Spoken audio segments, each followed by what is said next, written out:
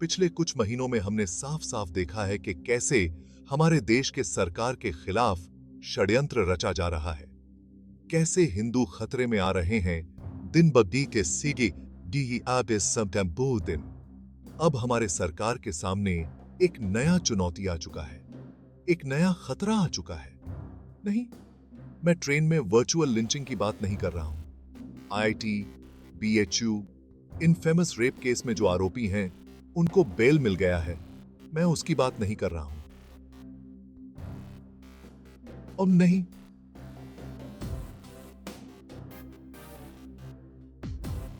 मैं बात कर रहा हूं कि चाइना कैसे अपने गुड्स हमारे मार्केट में फ्लड कर रही है। हमारे जो छोटे स्केल के मैन्युफैक्चरर्स हैं वो कैसे बर्बाद हो रहे हैं। ये सब छोटी मोटी चीजें हैं। अभी सरकार का सबसे बड़ा फोकस है कि हमारे देश में कैसे टेररिज्म को व्हाइट वॉश किया जा रहा है, हिंदुओं को कैसे अपमान किया जा रहा है, ईसाई को कैसे बचाया जा रहा है। बता दूं आपको खबर क्या है कि आईएनबी मिनिस्ट्री ने अब नेटफ्लिक्स के कंटेंट हेड को समन किया है। आईसी 814 वेब सीरीज को लेकर यह बहुत बड़ा एक विवाद है। देश अभी धू धू कर जल रहा है इस मुद्दे पर। सोशल मीडिया पर नए आए हैं, न्यूज बाद में फॉलो करते आए हैं। ये शायद हमारे देश का सबसे अंधकारमय चैप्टर था। मुंबई है तो उसी के तरह 1999 का hijack of the Indian aircraft IC 814। 5 आतंकवादियों ने हाईजैक किया वो एयरक्राफ्ट जो काठमांडू से दिल्ली की तरफ आ रही थी। और अब एएनआई के मुताबिक ministry of information and broadcasting ने समन किया है नेटफ्लिक्स के कंटेंट हेड मोनिका शेरगिल को। अब आपको समझाते हैं कि विवाद क्या है, आरोप क्या लगे हैं। सोशल मीडिया यूजर्स के अनुसार makers of the web series हैं, उन्होंने जानबूझकर आतंकवादियों के मुस्लिम नाम चेंज करके हाईजैकर्स का नाम भोला और शंकर रखा। अनुभव सिन्हा की ये डायरेक्टोरियल वेंचर है। 5 हाईजैकर्स हैं, दिल्ली बाउंड फ्लाइट है काठमांडू से, और उन्होंने हाईजैकर्स का नाम हमें सुनने में आता है इस वेब सीरीज में चीफ, डॉक्टर, बर्गर, भोला और शंकर। सवाल यह है कि अनुभव ने यह ऐसा क्यों किया? इन्होंने जानबूझकर क्या व्हाइट वॉश करने की कोशिश की? इस्लामिक नाम हटाने की कोशिश की, मुस्लिम नाम हटाने की कोशिश की, या फिर ये जो आक्रोश हम सोशल मीडिया पर देख रहे हैं किसी तरीके का पेड़ आक्रोश है जिससे इस सीरीज को और भी ज्यादा पॉपुलैरिटी मिले? अब जब आक्रोश हुआ तो हमने कहा कि भाई देखना तो है कि सच में ऐसा एक निर्देशक जिसने भीड़, थप्पड़, आर्टिकल 15 जैसी वेल रिसर्च्ड मूवीज बनाई हैं, उसने क्या ऐसा काम किया होगा कि आतंकवादी का नाम ही बदल दिया, आतंकवादी की पहचान बदल दी, आईएसआई को वॉश ओवर करने की कोशिश की गई। अब देखिए, ये जो सीरीज बनी है ये इन्वेस्टिगेटिव रिपोर्ट्स और एक किताब पर आधारित है। किताब का नाम flight into fear the captains story. ये किताब जर्नलिस्ट शिंजॉय चौधरी और देवी शरण ने लिखी। ये देवी शरण खुद ही कैप्टन थे उस फ्लाइट के आईसी 814। तो सिन्हा साहब ने क्या गलत जानकारी दी है, व्हाइट वॉश करने की कोशिश की है? इसको फैक्ट चेक कैसे किया जाए?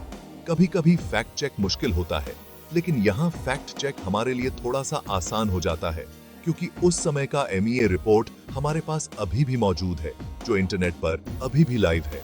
मैं नीचे लिंक भी आपको दे दूंगा जिसमें इस हाईजैकिंग की सारी डिटेल्स दी गई थी और उसमें से मैं एक पैराग्राफ आपको पढ़ के सुनाता हूं।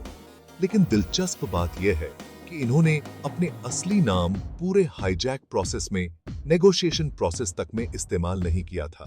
जो पैसेंजर्स थे, जो नेगोशिएटर्स थे, उनके लिए जो नाम इस्तेमाल किया गया था वो था चीफ, डॉक्टर, बर्गर, भोला और शंकर। ये मैं अपनी बात नहीं कर रहा हूं, ये एमईए के रिपोर्ट में लिखा हुआ है। इसी चीज को ऑब्वियसली कॉपी किया गया है और दर्शाया गया है ओटीटी में। लेकिन इसको लेकर काफी बवाल हुआ है क्योंकि कुछ सेक्शंस हैं जिनका काम है कि भाई प्रॉब्लम तो निकालना है। तो उन्होंने लगा कि नहीं, हाईजैकर्स को यह नाम देना इनसेंसिटिव है, मिसरिप्रेजेंटेशन है, अपमान है। अब उनके अनुसार तो अगर थोड़ा हाईजैकर वहां 5 नमाज पढ़ते, थोड़ा मियां मटन मटन मटन खाते, तब शायद एक ऑथेंटिक रिप्रेजेंटेशन होता। एक और चीज को लेकर काफी ज्यादा आक्रोश है सोशल मीडिया में, खासकर कि राइट विंग में, कि एक इतना संगीन अपराध हुआ है। एक बंदा जो मारा गया, एक लगभग मृत हो गया था, और उसके बाद आप दिखा रहे हो कि वहां सिंगिंग चल रही है, प्लेन के अंदर हाईजैकर्स के साथ यारी दोस्ती चल रही है। अब ये थोड़े से मंद बुद्धि लोगों को समझना थोड़ा सा मुश्किल होगा, लेकिन जब एक हाईजैक इतना लंबा प्रोसेस चलता है, आप सिचुएशन को डिफ्यूज करने की कोशिश करते हो। यहां कुछ लोग कहते हैं कि भारत मां की जय लेकर खंजर क्यों भोग दिया? यार, आपने रिबेलियन नहीं किया। असल में बहुत सारा राइट विंग उस समय भी पैसेंजर्स को ब्लेम करने लगा, पायलट्स को ब्लेम करने लगा, और उनसे पूछा कि आप लोगों ने रिवोल्ट क्यों नहीं किया? आप लोग बहुत डरे हुए थे। आप लोगों ने को अनपरेड क्यों किया? आप लोगों को रिवोल्ट कर देना चाहिए था और उलट पुलट कर देना चाहिए था। यह अलग बात है कि प्लेन में एक बम भी था जिसे डेटोनेट किया जा सकता था।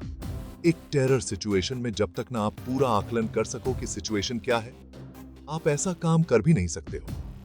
असल में इस वेब सीरीज में एक और इंटरेस्टिंग चीज यह भी बताई गई है कि कैप्टन इंस्ट्रक्शन, कैप्टन मैनुअल में साफ साफ लिखा रहता है, in a situation of a hijack, आपका जो कैप्टन है, आपका जो पायलट है, उसे हाईजैकर के साथ कोऑपरेट करना जरूरी है। इसी से जान बच सकती है। उसका काम वहां एनएसजी कमांडो बनना नहीं है। अब सोशल मीडिया पर इसको लेकर काफी टूल चला है पिछले 2-3 दिनों से, बॉयकॉट करो, अरेस्ट करो।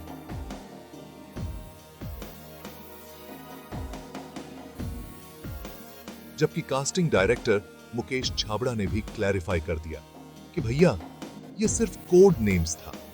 लेकिन मुझे कहीं ना कहीं लगता है कि ये एक मार्केटिंग जीनियस प्लॉय भी है, क्योंकि इस बेवजह विवाद के वजह से इतने लोग अब IC-814 देख रहे हैं, इस वेब सीरीज को देख रहे हैं, एक बिट ऑफ हमारी देश की जो हिस्ट्री है उसे समझ रहे हैं, एक डार्क चैप्टर था उसे समझ रहे हैं। लेकिन उधर राइट विंग के अमित मालविया भी चले आ रहे हैं और इसको और पब्लिसिटी दे रहे हैं, और वो कह रहे हैं कि नहीं, इस्लामिक जिहाद भी मिलता है आपको। मुल्ला उमार का भाई हाईजैकर्स के अंदर मिला हुआ है, उनका जो गेटअप है, उनका जो कन्वर्सेशन है, इस्लामिक जिहाद के बारे में पूरी डिटेल में बात हुई है, टेररिज्म के बारे में बात हुई है, ISI के बारे में बात हुई है, तालिबान के बारे में बात हुई है। लेकिन कहीं ना कहीं ये दिखाने की कोशिश की गई है इस आक्रोश में कि सब भले थे, हम ही गलत थे। असल में वो नाजुक दौर भी दिखाया गया है, कैसे लाहौर में हमारे प्लेन को लगभग क्रैश लैंड होना पड़ा क्योंकि उनको लैंडिंग परमिशन नहीं मिल रहा था। एकदम लास्ट मोमेंट में लैंडिंग परमिशन मिली। एक एरिया है, लेकिन जहां एक विवाद है या एक क्रिटिक कह लीजिए, जो बेहतर हो सकता था कि किस तरीके से ISI के इन्वॉल्वमेंट को और डिटेल तरीके से नहीं दिखाया गया है। अब इसमें इंफॉर्मेशन कम है, या इसमें बुक में इंफॉर्मेशन कम थी, या रिसर्च कम था, लेकिन ISI का जो रोल था उसको कुछ हद तक कम दिखाया गया है। इस एंगल को डेफिनेटली और एक्सप्लोर करना जरूर चाहिए था। लेकिन जो भी हो, ये नाम चेंजिंग के वजह से पब्लिसिटी तो खूब मिली है और ये OTT सीरीज बहुत लोग देख रहे हैं। लेकिन एक और डीपर सवाल, क्या सच में हिंदू के अपमान के लिए आक्रोश हो रहा है? भोला और शंकर के नाम को लेकर आक्रोश हो रहा है, जो कि एक स्टेटेड हिस्ट्री, स्टेटेड फैक्ट है। ये कुछ और वजह है, वजह शायद कुछ और है। सबसे बड़ी वजह ये हमारे देश की सबसे बड़ी कोऑर्डिनेशन फेल्योर है, और ये ऑफिशियल स्टेटेड रिपोर्ट की बात है। कैसे पंजाब पुलिस के सरबजीत सिंह ने अलर्ट कर दिया गया था, वहां पंजाब के कमांडोज एंटी टेररिज्म ऑपरेशन में ट्रेनेड कमांडोज तैयार थे, स्टैंड बाय थे टू स्टॉर्म द एयरक्राफ्ट, लेकिन उन्हें गो अहेड नहीं मिला क्योंकि दिल्ली में कंफ्यूजन था, क्योंकि दिल्ली में सोचा गया क्योंकि नहीं, NSG कमांडोज फ्लाई करके जाएंगे न्यू दिल्ली से, क्योंकि टेररिस्ट तो आपके लिए वहां बैठे हुए हैं। NSG कमांडोज को तैयार होने को बोला गया, वह तैयार भी हो गए 7:10 पर, 7:40 पर जो क्राइसिस मैनेजमेंट ग्रुप है उसने NSG को बोला कि भैया अब तुम निकलो। NSG 7:55 पर निकली। लेकिन तब तक काफी लेट हो चुका था, क्योंकि हाईजैकर्स तो सिर्फ कुछ ही मिनट के लिए वहां लैंड किए थे। उनको समझ में आ गया कि उनको डिले किया जा रहा है, उनको रिफ्यूलिंग मना किया जा रहा है, और डिलेइंग टैक्टिक देखकर उन्होंने पैसेंजर को मारने की धमकी दी। असल में एक पैसेंजर मारा भी गया। एक खून से लदा हुआ चाकू लेकर कैप्टन के गले पर रख दिया गया। बंदूक रख दी गई कि अगर अभी इमीडिएटली टेक ऑफ नहीं करोगे तो हर 10 मिनट में एक एक पैसेंजर अभी हम मारना शुरू कर देंगे। तो एनएसजी कमांडोज जब तक अमृतसर पहुंचे काफी लेट हो चुकी थी और वो फ्लाइट वहां से उड़ चुकी थी लाहौर की तरफ। ये हमारे देश की सुरक्षा कोऑर्डिनेशन पर एक बहुत बड़ा ब्लैक मार्क है, और शायद इसलिए राइट विंग चाहती नहीं है कि ये वाला जो काला चैप्टर है उसे फिर से खंगाला जाए, उसे फिर से याद किया जाए। याद रखिए, पॉइंट नंबर 2 सबसे बड़ी इंटेलिजेंस फेल्योर भी रहा है। मैं नहीं कह रहा हूं, इंटेलिजेंस एजेंसियां, इंटेलिजेंस हेड्स खुद कह चुके हैं कि कैसे रॉ और कैसे आईबी आपस में कोऑर्डिनेशन नहीं कर पाए। हमारे पास इंफॉर्मेशन थी हाईजैक की, काठमांडू से स्पेसिफिक इंफॉर्मेशन थी, लेकिन हम उस पर टाइम से एक्ट नहीं कर पाए। एक और जो नॉट सो मजेदार एपिसोड है कि अजीत डोभाल का किस तरीके से एक कैरेक्टराइजेशन किया गया है। मनोज पावा को अजीत डोभाल का रोल प्ले कराया गया है, थोड़ा सा कॉमिकल, थोड़ा सा बम्बलिंग, और किस तरीके से अजीत डोभाल का हार्ड नेगोशिएशन स्टाइल की वजह से जो नेगोशिएशंस हो रहे थे टेररिस्ट्स के साथ, वो ब्रेक डाउन हो जाते हैं। तो अजीत डोभाल फैंस को ये ओटीटी सीरीज पसंद नहीं आएगी, क्योंकि उन्हें कुछ खास अच्छे लाइट में दर्शाया नहीं गया है। पॉइंट नंबर 4 सबसे बड़ी प्रॉब्लम शायद बहुत लोगों को लगी होगी कि कैसे तालिबान को इतने गंदे लाइट में नहीं दिखाया गया है। वहां तालिबान को दिखाया गया है कि अल्टीमेटली उन्होंने टेररिस्ट को अल्टीमेटम दिया कि बहुत टाइम आप हमारे एयरपोर्ट पर रह चुके हो, हमारे जमीन पर रह चुके हो, आइदर ये प्रॉब्लम अब सॉल्व करो या तो यहां से रिफ्यूल करके उड़ जाओ। तो उन्होंने जो मेन मीडिएटर का रोल प्ले किया, ये कुछ लोगों को पसंद नहीं आएगा। और पांचवा, मेरे ख्याल से लास्ट और आखिरी इंपॉर्टेंट पॉइंट ये भी है कि कहीं ना कहीं अनुभव सिन्हा इनके कैंप में नहीं है, कभी राइट विंग के सामने झुके नहीं है। ऐसी ऐसी सोशल रियलिटीज की मूवी बनाते हैं जो सिस्टम को इंपैक्ट करती है। अगर आपने भीड़ नहीं देखी है तो कभी देख लीजिएगा। कमर्शियली सक्सेसफुल पिक्चर नहीं थी, ब्लैक एंड व्हाइट पर पूरी तरीके से शूट हुई थी, लेकिन ये जो आप मास्टर स्ट्रोक करके पूरे देश को बंद कर देते हो कोविड के चलते, तो उस लॉकडाउन का एक इंपैक्ट क्या हुआ था बड़ी अच्छी तरीके से भीड़ ने दिखाया था।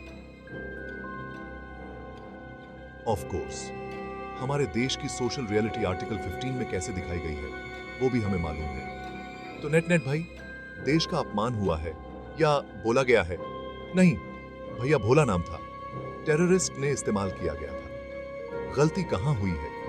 गलती मेरे ख्याल से यह हुई है कि आईएसआई का जो एक एंगल था, अनआंसर्ड क्वेश्चन था, अगर उस पर थोड़ा सा और फोकस करते, शायद एपिसोड सीरीज थोड़ा और लंबा भी बना देते, तो मेरे ख्याल से किसी को प्रॉब्लम नहीं होती। आईएसआई वाला एंगल डेफिनेटली इंक्लूड करना चाहिए था। यह एक अनआंसर्ड क्वेश्चन रह जाएगा। ठीक वैसे ही अनआंसर्ड क्वेश्चन कि हमने अपने प्लेन को यहां से उड़ने क्यों दिया अमृतसर से, टाइम पर एक्शन क्यों नहीं लिया कमांडोज रहते हुए। यह क्वेश्चन का आंसर हमने आज तक नहीं दिया कि पुलवामा में आरडीएक्स पहुंचा कैसे। यह क्वेश्चन का हमने आंसर नहीं दिया कि डीएसपी देवेंद्र सिंह अपने गाड़ी में टेररिस्ट को क्यों बिठाकर जा रहे थे। यह सवाल का अभी तक जवाब नहीं मिला कि चाइना हमारे देश के अंदर पोस्ट कैसे एस्टैब्लिश कर रही है। यह सवाल का जवाब नहीं मिला कि 40 हमारे जो जवान मारे गए उनको इलेक्शन के लिए क्यों इस्तेमाल किया गया। तो सवाल तो बहुत हैं, जवाब कभी कभी छूट जाता है। और शायद इस ओटीटी सीरीज का सबसे बड़ा फ्लॉ यही है कि एक unanswered question, the ISI angle को आंसर नहीं किया गया, लेकिन जिस तरीके से एक फर्जी डिबेट क्रिएट किया गया है कि भैया टेररिस्ट का नाम क्या है, जो कि एक हिस्टोरिकल फैक्ट है, उससे इस सीरीज को तो खूब भर भर कर पब्लिसिटी मिली है। तो जो लोग इस पब्लिसिटी में बिलीव कर रहे हैं वो और भी देख रहे हैं। लेकिन सैड फैक्ट तो यही है कि देश में इतने सारे और संकट हो रहे हैं, लेकिन सरकार समन किसको कर रही है?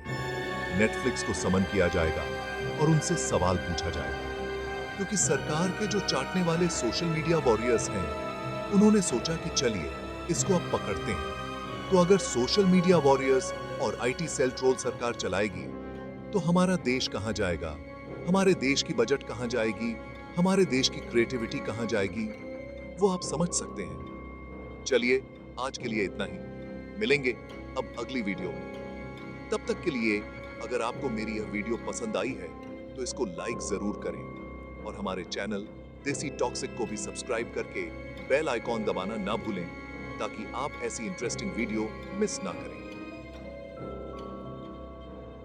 धन्यवाद। Make the background music, crime, settings, use YouTube audio library, only use BYAMIT Shudhari as watermark text. Add bold subtitles with a popping effect. Captain के निर्देश और सुरक्षा हमारे मिशन के महत्वपूर्ण पहलू हैं। हर कदम पर निर्देशों का पालन करना और सुरक्षा का ध्यान रखना अनिवार्य है। इन सिद्धांतों के बिना किसी भी अभियान की सफलता संदेहास्पद हो जाती है। कि सफलता भी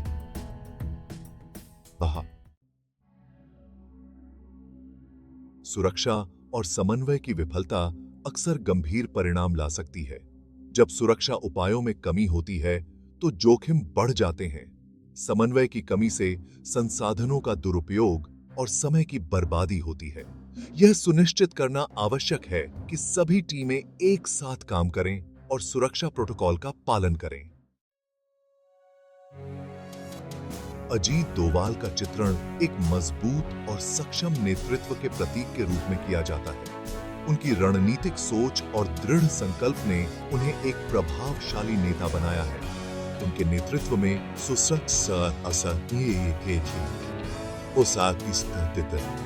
सुरक्षा और समन्वय को नई ऊंचाइयों पर ले जाया गया है। उनका योगदान हमारे देश के लिए अत्यंत महत्वपूर्ण है। तालिबान का चित्रण आज के समय में बहुत महत्वपूर्ण हो गया है। इस संगठन की गतिविधियों और उनकी विचारधारा को समझना आवश्यक है। तालिबान की उत्पत्ति और उनका इतिहास एक जटिल और गहन विषय है। उनके प्रभाव और उनकी नीतियों का विश्लेषण करना भी उतना ही जरूरी है। आज के वैश्विक परिदृश्य में तालिबान का प्रभाव केवल अफगानिस्तान तक सीमित नहीं है।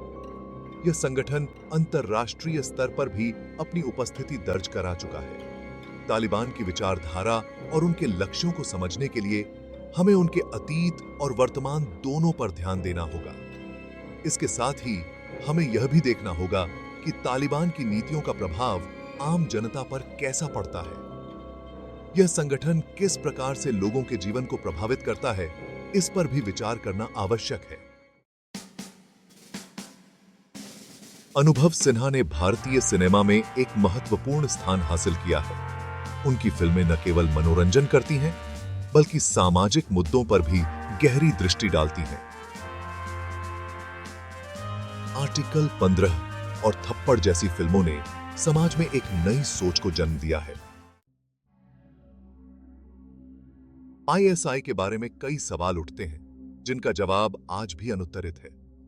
यह संगठन किस हद तक सक्रिय है और इसके एजेंडा क्या है, यह समझना बेहद जरूरी है।